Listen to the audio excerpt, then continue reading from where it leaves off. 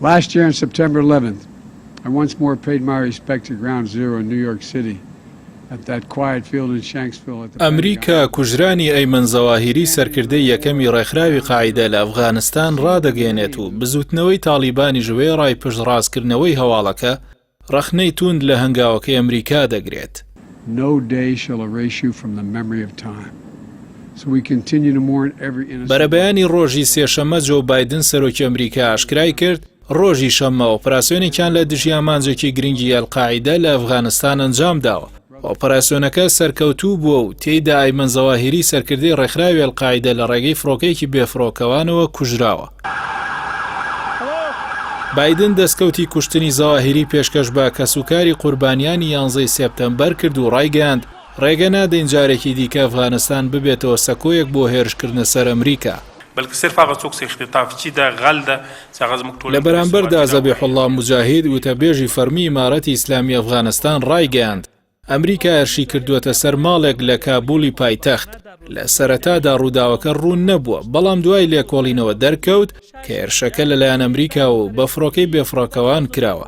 وتەبێژەکەی تاڵیبان ڕاشی گەیاند ئەم هێرشە ئاسمانیە دژی ڕێکەوتنی دەوحەیە و دەست درێژیە بۆ سەر سەروەریەکانی ئەفغانستان. لە وەڵامدا ئەنتۆنی بلینکن وەزیری دەرەوەی ئەمریکا پەیامێکی بڵاو کردەوە و ڕایگەاند تاڵیبان بە زەقی پێشێلی ڕێکەوتنامەی دەوحەی کردووە و پەنای سەرکردەکانی قاعیدەی دا و میوانداری کردوون. ئێمەش بەرکی خۆمان هەستاوین بۆ پاراستنی مافەکانی مرۆڤ و گەلی ئەفغانی.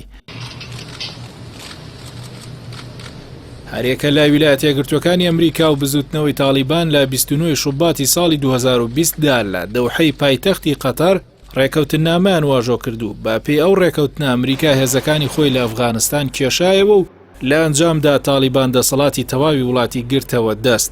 بەڵام لەو کاتەوە تا ئێستا هەردوو لای یەکتر بە پێشێلکردنی ڕێکەوتنامەکە تۆمەتبار دەکەن.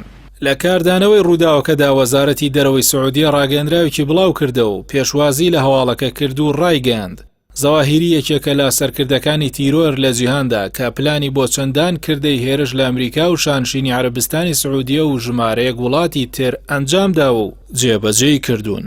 لەلایەکی دیکەوە بەشێک لە سەرکردەی وڵاتانی ڕۆژاوا دەستخۆشیان لە هێرشەکەی ئەمریکا کرد. لە نێوێندا جۆستن ترۆدۆ سەرۆکوەزیرانی کەنەدا لە هەژماری تویتەری خۆی نووسیوێتی کوشتنی ئەیمن زەواهیری هەنگاوێکە بۆ ئەوەی جیهان لە ئاسایشی زیاتردا بژیت.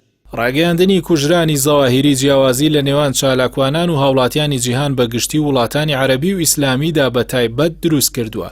هەندێک پێیان وایە ئەمە هەوڵ و دەستکەوتێکی جددیە بۆ دژایەتیکردنی تیرۆر و زۆرێکیش دەڵێن ئەم هەنگاوە لە پاش دابەزینی ئاسی جەماوەری سەرۆکی ئەمریکایە و بۆ ڕزگارکردنی دیموکراتەکانە لە هەڵبژاردننی داهاتووی کۆنگرێس.